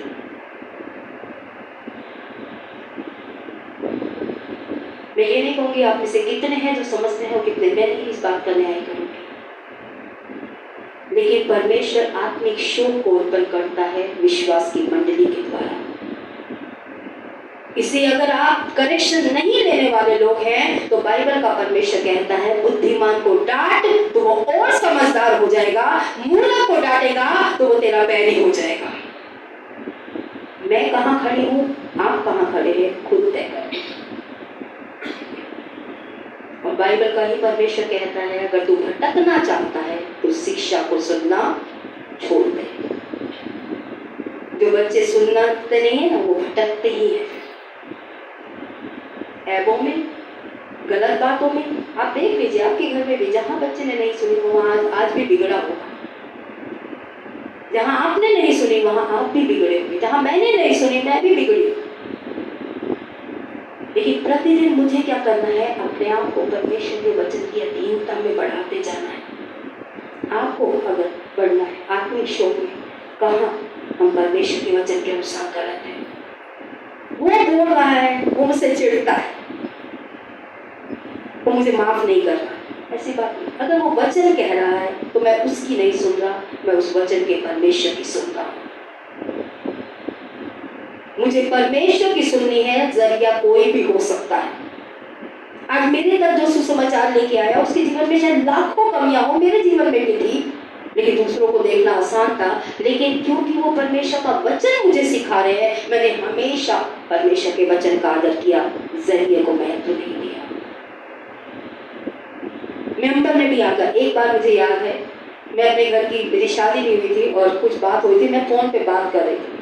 मेरी भतीजी जो मेरे साथ आती थी, अंजलि, आप जानते हैं नाम मुझे से, उसने मुझसे एक बात बोली कि जब फोन रख दिया, सब कुछ हो गया, फोन पे शायद कुछ लड़ाई ऐसे बहस से हो रही थी, उसने मुझे बोला, बुआ एक बात बोलूं? मैंने बोला बोलो बेटा। तो मेरी शादी से 2008 से पहले की बात है। आपने तो बाइबल में मेरे को बताया था और मैंने भी पढ़ा है, वहाँ पे लिखा है परमेश्वर के सेवक को ना झगड़ालू नहीं होना चाहिए। क्या बोला उसने मुझे? कि आप तो परमेश्वर की सेवा कर रहे हो लेकिन आप तो झगड़ा कर रहे हो। और जब उसने ये बात मुझे बोली तो मेरे मन में इस बात ने काम किया कि एक बच्चा भी मुझे आकर कह सकता है मैं वचन के अनुसार कर रहा हूं। मैंने ये नहीं किया, मैंने स्वीकार किया और शोक किया, परमेश्वर हाँ मुझे बदलना है, मुझे सुधारना है अपने आप को, और आज भी सुधारेंगे। एक प्रक्रिया है जो परमेश्वर हर दिन हमारे जीवन में करता है। तो अगर हमें आत्मिक शोक में बढ़ना है, धन्य लोग बनना है, आशीषित लोग बनना है, यीशु ने कहा धन्य है जो शोक करते हैं क्योंकि वो आशीष पाएंगे, शांति पाएंगे, खुशियां पाएंगे, समृद्धि पाएंगे। बहुत कुछ है उस शांति में, उस बारे में डिटेल में जाने का समय नहीं है।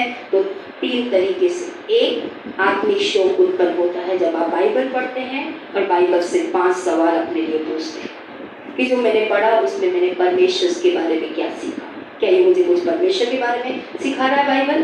दूसरा, क्या ये मुझे मेरे बारे में कुछ बता रहा है? क्या कोई पाप है जिसे छोड़ने के बारे में बाइबल आज मुझे बोल रही है?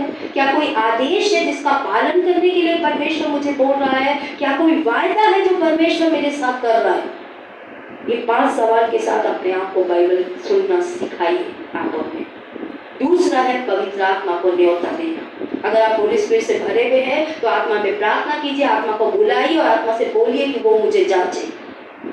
जब दाऊद का सामना नातान के द्वारा उसके पाप के विषय में हुआ तो उसने माना अपना पाप, उसने बहाने नहीं बनाए। जब परमेश्वर लोगों को लेकर आता है जो आपके और मेरे पाप की अवस्था के बारे में बात करते हैं तो शर्मिंदा होइए दाऊद की तरह, शोक करिए दाऊद की तरह। दाऊद ने तो पूरी दुनिया के सामने, पूरे संसार के सामने, जो मर गए, जो आएंगे, जो आने वाले हैं, सबके सामने पश्चाताप को खुलेआम किया, शोक किया। हम तो आज से परमेश्वर के आगे भी शोक नहीं करना चाहते अपनी गलतियां जानकर, लोगों के आगे करना तो बहुत दूर की बात है। लेकिन परमेश्वर ने लोगों को भी, विश्वासियों को भी माध्यम बनाया है हमारी गलतियों को बताने का। और जब वो विश्वासी आपको बताता है तो उस विश्वासी का शत्रु मत बनिए, उस विश्वासी को गलत दृष्टि से मत देखिए। वो विश्वासी आपका सबसे ज्यादा बैर विषय है, क्योंकि बाइबल कहती है शत्रु अधिक चुम्बन करता है। मैं नहीं कहती, बाइबल बोलती है। आपसे मीठी मीठी बातें करने वाले आपके वेल विशर नहीं है, लेकिन बाइबल का ही परमेश्वर कहता है मित्र के हाथ से लगे हुए घाव विश्वास योग्य है। इसका मतलब मित्र आपको क्या देगा? घाव देगा। आपका जो मित्र है ना वो आपको चुभती हुई बातें नहीं बोलेगा, क्योंकि वो आपकी भलाई चाहता है। और अगर आपको उसकी भलाई समझ में नहीं आती तो बाइबल का ही परमेश्वर नीति वचन में कहता है एक समय आएगा और आप कहेंगे हाय हाय हाय, मैंने अपने सिखाने वालों से कैसा प्यार किया, मैंने अपने गुरुओं की नहीं सुनी। वो लोग मत बनिए। परमेश्वर के आगे उस शोक के लिए तैयार कीजिए अपने आप को। अगर आप दूसरी सीढ़ी की आशीषों में बढ़ना चाहते, पहली सीढ़ी में नहीं बढ़े दीनता में, तो आप दूसरी सीढ़ी नहीं चढ़ पाएंगे। ये आशीषों की तरफ बढ़ने का परमेश्वर का तरीका है। संसार में आप बढ़े, मैं मना नहीं करती, आपके पास पैसे की शायद कमी ना हो, अच्छी ना हो, सब कुछ हो सकता है, लेकिन परमेश्वर की ओर से आशीष तब मिलती है जब हम परमेश्वर के तरीके को अपनाते हैं। याकूब ने बड़ी चालाकियां करी, बड़ा धनी हो गया, लेकिन क्यों लड़ा? पूरी रात लड़ाई करी क्योंकि उसे पता था वो आशीषित होकर भी आशीषित नहीं है। पाप के तरीके से चलने वाले परमेश्वर की ओर से आशीषित नहीं होते। परमेश्वर से चलने वाले, वचन से चलने वाले, वचन से अपने आप को सुधारने वाले, वचन के लिए परमेश्वर के आगे रोने वाले परमेश्वर के द्वारा आशीष। परमेश्वर अपनी क्षमा कर कि मैं ये बात मैं करूंगा, परमेश्वर मैं तकलीफ देकर भी प्रभु तेरी बात मानूंगा। मैंने वो संगति छोड़ी जिसको मेरी सबसे प्रिय संगति थी, क्योंकि परमेश्वर ने बोला वहां पाप है, उस संगति को छोड़ दे। वो मेरी प्रिय मित्र थी, मैंने छोड़ दिया क्योंकि वहां पाप था। बहुत कुछ छोड़ा परमेश्वर की इच्छा में चलने के लिए। और आज भी, क्योंकि मुझे पता है उस परमेश्वर में मेरी सारी आशीषें मुझे मिलेंगी। तो मैं उसकी मानूंगा तो वो मेरे पक्ष में खड़ा होगा और मेरा विरोधी कोई नहीं हो पाएगा। आइए अपनी आंखों को बंद करें, अपने सरों को झुकाइए और अपने अंदर इस आत्मिक शोक को उत्पन्न करने की यानी लाने की अगर आपके अंदर इच्छा है, मेरी बातों को मत लीजिए, अपने आप से सवाल कीजिए, क्या मैं परमेश्वर का वचन पढ़कर आत्मिक शोक को अपने जीवन में स्वीकार करता हूँ? क्या मैंने सिर्फ वचन को सिर्फ पढ़ लिया, कोई सवाल नहीं, कुछ नहीं समझ में आया, सिर्फ पढ़ लिया? क्या आप 5 सवाल पूछने का चुनाव करेंगे हर रोज की? इस वचन से मैंने परमेश्वर के बारे में क्या समझा? ये वचन मुझे मेरे बारे में क्या बता रहा है? क्या है परमेश्वर का वचन मुझे किसी पाप से फिरने के बारे में बात कर रहा है? आज जो मैंने पढ़ा, क्या कोई पाप है जिससे मुझे परमेश्वर कह रहा है बचने की आवश्यकता है? क्या कोई वायदा है जिस पर परमेश्वर कह रहा है तू विश्वास कर जो आज तूने पढ़ा है? क्या कोई ऐसा आदेश है जिसका परमेश्वर कह रहा है मैं पालन करूँ? आज जब भी बाइबल पढ़े इन बातों को सोचे और परमेश्वर की आवाज को सुने और उस शोक को अपने अंदर लेकर आए जिसे परमेश्वर वचन कहता है तेरे वचन के खुलने से मुझे प्रकाश मिलता है। कहे परमेश्वर तेरा वचन जब मैं पढ़ूं परमेश्वर तो मुझे तेरा प्रकाश मिले, तेरी रोशनी मिली प्रभु। दूसरा था, हमने देखा परमेश्वर की आत्मा के माध्यम से हम परमेश्वर की शोक को अपने अंदर ला पाते हैं। यीशु मसीह ने कहा मेरा जाना तुम्हारे लिए अच्छा है, क्योंकि मैं नहीं जाऊंगा तो आत्मा नहीं भेजूंगा, लेकिन जब मैं जाऊंगा तो आत्मा भेजूंगा। और वही आत्मा है जो आज पाप न्याय धार्मिकता के विषय में मेरे मुंह को बंद कर देगी। मैं गलत हूँ, मुझे पता है कि पवित्र आत्मा को प्रतिदिन अपने जीवन में आमंत्रित करके पूछिए परमेश्वर मैं कहाँ गलत हूँ मेरे विचारों में, और शोक कीजिए उन क्षेत्रों में। लास्ट था परमेश्वर के लोगों के माध्यम से। परमेश्वर हमें अपने लोगों के माध्यम से हमारे जीवन के सही और गलत क्षेत्रों के बारे में वचन के अनुसार, कोई आपके ऊपर अपनी राय थोपे तब नहीं, लेकिन अगर वो वचन लेकर आता है तो उस वचन का आदर कीजिए और उस वचन देने वाले का भी आदर कीजिए। वो आपका बैरी नहीं, वो आपका मित्र है, क्योंकि बैरी मीठी बात करता है, मित्र कर लगे घाव। परमेश्वर का वचन कहता है विश्वास योग्य होंगे, क्योंकि वो आपका वेल विशर है, वो आपके बारे में सोचता है, वो आपको आशीषित देखना चाहता है, इसलिए वो परमेश्वर का वचन लेकर बार बार आपको जिता रहा है। क्या आप इन तीनों माध्यम को या कोई भी माध्यम जिसे आप नहीं अपना रहे अपने जीवन में, क्या आज अपने जीवन को समर्पित करेंगे कि हाँ परमेश्वर तेरे वचन को मैं सहमति दूंगा कि वो मेरे अंदर इस आत्मिक शोक को जब मैं तेरी बातों को देख पाऊँ उत्पन्न करे। परमेश्वर मैं प्रतिदिन तेरी आत्मा को आमंत्रित करूंगा कि वो आए और मुझे जांचे मैं कहाँ गलत हूँ। परमेश्वर मैं तेरे लोगों को भी सहमति दूंगा जब वो तेरा वचन लेकर मेरे जीवन में, जहाँ मैं वचन तोड़ रहा हूँ, जहाँ मैं वचन के खिलाफ चल रहा हूँ, जहाँ मैं वचन के खिलाफ वो व्यवहार कर रहा हूँ, उस क्षेत्र में आज मुझे बता पाए। और जब वो बताते हैं तो मैं उनसे नफरत ना करके उन्हें उनसे दूरी ना बनाकर बल्कि उनको अपना मित्र मानकर उन्हें अपनाने का चुनाव करूंगा। और इस तरीके से मैं आत्मिक शोक में प्रतिदिन बढ़ूंगा। परमेश्वर अगर आज आपको लगता है तीनों या एक या दो कोई भी शोक के माध्यम को आप अपने जीवन में अपनाना चाहते हैं, बढ़ना चाहते हैं, ताकि आप इस शोक में बढ़ें और परमेश्वर के आशीषित लोग बन जाएं, क्योंकि उसने कहा धन्य हो, आशीषित होगे, भला होगा तुम्हारे साथ, तरक्की पाओगे, चंगाई पाओगे, ईमानदारी में बढ़ोगे, परमेश्वर की भरी पूरी का अनुभव करोगे, परमेश्वर की शांति का अनुभव करोगे जब तुम ये शोक करोगे। परमेश्वर से सहायता मांगे, ये अपने अंदर आत्मिक शोक को बढ़ाने के तरीके हैं। अगर बढ़ाना चाहते हैं, अपनाना चाहते हैं तो परमेश्वर के आगे खड़े होकर मदद मांग सकते हैं इस समय पर।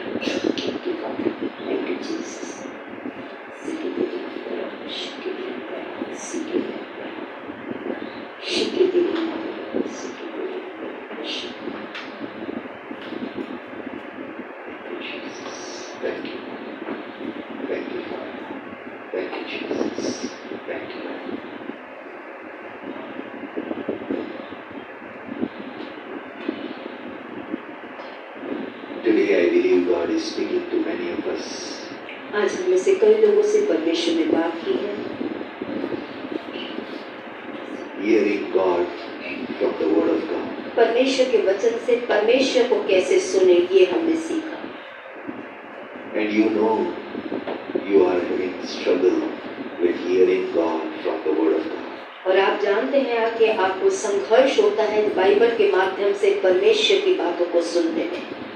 Today, if you are here, लेकिन अगर आज आप यहाँ पे हैं, you want to say, Lord, I want to hear your voice from your word, Lord, from your written word. और आज आप कहना चाहते हैं प्रभु आपके वचन जो लिखित वचन है उसके माध्यम से मैं आपकी बातों को आपको सुनने की इच्छा रखता हूँ। It's time to say, Lord, help me. ये समय है परमेश्वर से मदद मांगने का। Whenever I read your word, you speak to me. कि जब भी परमेश्वर मैं तेरा वचन पढ़ूंगा तो इन 5 सवालों को रखकर मैं तेरी आवाज को सुनने के लिए समर्पण You करूंगा। might be a person who has never heard the voice of God. आज हो सकता है कि आपने कभी परमेश्वर के वचन से उसकी आवाज को ना सुना हो। Say, Lord, I want to hear your voice. और आज कहें परमेश्वर जब भी मैं आपका वचन पढ़ूं आपकी आवाज को सुनने वाला I बन। want you to show me, speak to me, and show me how to live my life. और आज आपके वचन से प्रभु मैं आपको देख पाऊं, अपने आप को देख पाऊं, पापों की कौन से जीवन से मुझे हटना है, कौन से बातों पे प्रभु आप चाहते हो कि मैं विश्वास करूं, कौन से आदेश है जिसका आप चाहते हो मैं पालन करूं, उन बातों को आपके वचन से अपने जीवन को देखकर, समझकर, सुनकर प्रभु उस शो को लाकर आगे बढ़ पाऊं। If you are that person, अगर आप वो जीवन है, it's time to ask God, speak to me, Lord, whenever I read your word. और परमेश्वर से प्रार्थना करें कि परमेश्वर मेरी मदद कर, जब भी मैं आपका वचन पढ़ूं मैं इन बातों को कर पाऊं। I may personalize your word in my life. निजी जीवन में आपके वचन का मैं अभ्यास कर पाऊं प्रभु, इसमें मेरी मदद कीजिए। Let's come to God. परमेश्वर के सम्मुख आए समय पर। Today, if we are here, we have not received the Holy Spirit, or we have not heard from the Holy Spirit from long time. It's time to say, Lord, once again, fill me with your Holy Spirit. अगर आज आप यहाँ पे हैं और आपने कभी पवित्र आत्मा का बपतिस्मा नहीं पाया, कभी पवित्र आत्मा को आपके जीवन में बात करते नहीं पाया, या पहले सुनते थे लेकिन अभी काफी समय से बंद हो गया है, लेकिन फिर से परमेश्वर की आत्मा की आवाजों को आप सुनने की इच्छा रखते हैं, It's time to say, Lord, speak to me through your Holy Spirit. तो प्रार्थना करें परमेश्वर पवित्र आत्मा आप, जैसा आपने कहा पवित्र आत्मा आएगा तो पाप न्याय धार्मिकता के विषय में निरुत्तर करेगा। आज आपका आत्मा मुझे पाप न्याय धार्मिकता के विषय में जहाँ जहाँ प्रभु आप मुझे गलत देखते हैं मेरे जीवन में बात कीजिए। If we are struggling in this, it's time to stand in the presence of God and अगर आप ask. संघर्ष कर रहे हैं तो ये समय है परमेश्वर के आगे खड़े होने का। Today, if we are here and we know that God is speaking to us about hearing from believers, taking correction from believers. अगर आज आप यहाँ पे हैं और आप हमने समझा कि परमेश्वर हमसे कई बार विश्वासियों के द्वारा भी जहाँ हम परमेश्वर के वचन में गलत है बात करता है। And today, if God is speaking to you about your attitude of receiving correction from believer is not right. और आज अगर आप अनुभव कर पा रहे हैं कि आप जब विश्वासी आपको वचन के अनुसार सुधारते हैं तो आपका स्वभाव उनके प्रति, व्यवहार उनके प्रति सही नहीं होता। It's time to ask God, Lord, help me to be teachable, Lord. तो आज परमेश्वर के आगे आके विनती करें, परमेश्वर मुझे आपके वचन को सीखने वाला, चाहे वो किसी के द्वारा भी आता है, मन प्रदान कीजिए। God spoke to a prophet from donkey's mouth. परमेश्वर ने एक समय गधे के मुंह को भी खोला कि अपने सेवक से बात कर सके। Corrected a prophet. एक भविष्यवक्ता को सुधारने के लिए भी परमेश्वर ने एक गधे के मुंह को खोला था। But the prophet understood it's God who has opened the mouth. लेकिन भविष्यवक्ता समझ पाया था कि ये परमेश्वर है जिसने उसके मुंह को खोला ताकि उसको गलत मार्ग से हटा सके। Today are we able to see God speaking through the believers? क्या आज हम देख पाते हैं विश्वासियों के माध्यम से परमेश्वर कैसे हमें वचन में सुधारने की इच्छा रखता है? If we are struggling with this, let's ask God's help. अगर इस क्षेत्र में भी आप संघर्ष करते हैं कि विश्वासी अगर वचन के अनुसार आपको सुधारते हैं और आप सुधार नहीं ले पाते, उनके प्रति व्यवहार को सही नहीं रख पाते, सोच को सही रख पाते, या मुंह पे तो हाँ करते हैं लेकिन मन में उनके प्रति गलत भावनाओं को रखते हैं, तो आइए परमेश्वर के आगे अपने आप को सही कीजिए। Let's allow God to change us. परमेश्वर से सहायता मांगे अपने आप को बदलने के लिए। Let's allow God to work in our hearts, our character, our परमेश्वर से thoughts. विनती करें कि वो आपके मनों में, हमारे हृदयों में, हमारे विचारों में आज सही स्वभाव को लेकर आए। Let's commit our lives into the hands of God. परमेश्वर के हाथों में अपने जीवन को सौंपिए। As a clay commits itself to the potter's hand. जैसे मिट्टी कुम्हार के हाथों में अपने आप को सौंप देती है, Let's commit ourselves. अपने आप को परमेश्वर के हाथों में सौंपे। Thank you, Jesus. Speak to God. Talk to God in the areas where He is talking to you. परमेश्वर से बात करें, जहाँ भी परमेश्वर ने आपसे बात की है, आप परमेश्वर से बात करें। Thank you, Jesus. Thank you, Lord. Thank you, Father. Thank you, Jesus. Thank you, Jesus. Thank you.